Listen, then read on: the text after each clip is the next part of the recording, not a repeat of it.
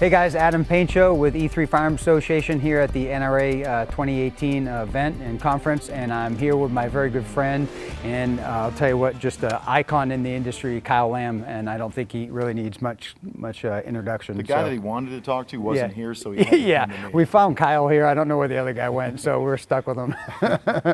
So we just sat through a presentation that Kyle did on combat mindset, survival mindset, very intriguing, a lot of great information.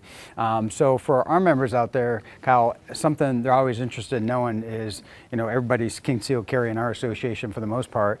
It's, we talk a lot about what's minimum everyday carry, like, the absolute minimum you should walk out the door with, to what would I prefer to have on me ideally. And I'm not talking, your rifle slung up, but what are your thoughts on minimum versus ideal concealed carry? Well, my minimum is P365. Yeah, that's a nice piece. Now yeah. that gun is available, Is it capacity? Is that what puts you over the edge? And shootability. Yeah. I mean, the gun is very accurate. It's very easy to shoot. Agreed. 10 round standard capacity, 12 round mags available. Yeah. It fits in an ankle rig fine. It fits, appendix or behind the hip or however you want to carry it there. I'm a big fan of appendix because I can move it around. I feel like I can protect the gun. I know you're a fan of that as well. Yep. The ankle rig is something that it's always there. And if I'm gonna on the same page. If I'm gonna carry two guns, it's gonna be two of those. Yeah. I just tell you, I can shoot very well with the 365. Yeah. I don't know why I have to carry a bigger gun. Yeah. The bigger mags are what make the difference. Yeah. The gun, I mean, I do change how I pull the trigger. Yeah. Instead of backing my finger out to be where I normally would be, I'm going deeper, take stress out of my hand, and I can shoot more accurately that way. So I'm going to carry that. I'm going to carry a small flashlight, a very small one AAA flashlight. Where are you carrying the flashlight? In my left front pocket. Okay, got it. So pistol, compact pistol really, and flashlight, that's minimum. Anything else with it? It kind of depends. I like to have a med kit, but just to be honest with you, I don't carry a med kit. It's not practical. I just can't. I don't just either. Try to do that. Have it nearby, but yeah. Right. Yeah. So that's probably it. How about ideal circumstances? Maybe you got a little bit more clothing on, the season permits it. You're going into an area that maybe it's increased crime or increased risk or threat. Not talking permissive environment overseas or anything like that, but what's your ideal? I feel good, like I could not only get out of the situation, but I could fight if need be. What's ideal?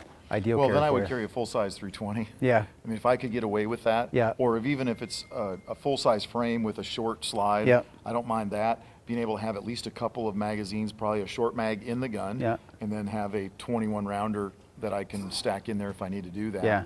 And that's one of the things I think for concealed carry folks is having that spare magazine. Yeah. We're not saying that you're going to run out of ammo, but your gun may not work with that mag. Then what are you going to do? Yeah, good point.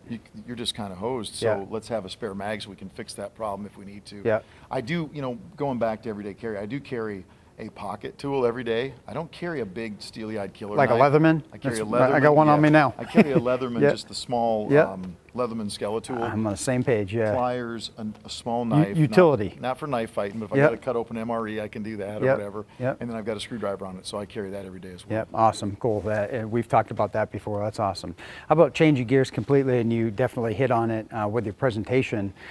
We just did a call recently on visualization training, realizing that a lot of people just don't have the time or money or accessibility to hit the range. Maybe they can't go to a VTAC class on a regular basis, and so we talked about the benefits of visualization training, doing just that, kind of thinking through things. What's your take on visualization training? Where do you take it? What do you tell people? Well, super important. If I'm not on the range, I'm going to be visualizing, and some people think visualizing is this, a mumbo jumbo yoga thing. It's not. Yeah. I do close my eyes when I go through it because I want to visualize what's happening. And one of the things that I think a lot of folks visualize incorrectly is they visualize failure. I don't think you should ever visualize failure. Now, I'm not saying getting shot is failure. If I'm in a situation, I'm not going to say, oh, I've been shot. I'm going to say, okay, during this visualization, now I got to draw a strong hand only. I'm not thinking, hey, I've been shot. What's one of the most negative things that you see when you shoot? You see recoil. Yeah. So when I do visualization, I don't see any recoil. Because if we do that, we're automatically telling ourselves we're going to have recoil. Awesome. So I try to take negativity out of it. I would also try to get somebody that actually knows what they're doing. Yeah. Whoever it is, if it's a competitive shooter, it might be that person. It might be somebody like us that can talk through them. Everybody does it differently as well. So just remember, it's not relaxation, it's visualization. Yeah, that's Two huge. different things. Awesome. And one last one about, I was talking to some guys, or talking to Ken Hackathorn about it earlier, actually, about as career trainers, what's the thing, out of all the things you teach, you teach a lot of stuff, a lot of different disciplines. What's the thing you teach that gives you the most satisfaction out of all the disciplines, or maybe just singular topics that you enjoy teaching and is most rewarding to you as an instructor? I know that's a big one. I told you these will all be softballs, so it's, I guess that's more of a hardball. I think probably it's, I don't think I can break it down into the I love to shoot a pistol. I love to teach pistol because I don't get to do that as much as I do carbine. Yeah. So I probably enjoy that more than carbine just because I don't get to do it as often. Yeah. Designated marksman class. I love that class because all these light bulbs are going on. Yeah. But probably what I like the most is when I have an experienced shooter Yeah. that signs up for a class and they go, I've never seen that. Well, I've never seen that, and I just learned something, and that was worth the price of admission. Awesome. Having that point where, because I'm the same way. You and Yeah. I have shot a lot. Yeah. I'm still looking like, what is it that I need to learn that Yeah. I can pick up and go, oh, there's that awesome moment when you go, man, this actually works. Yeah. You know?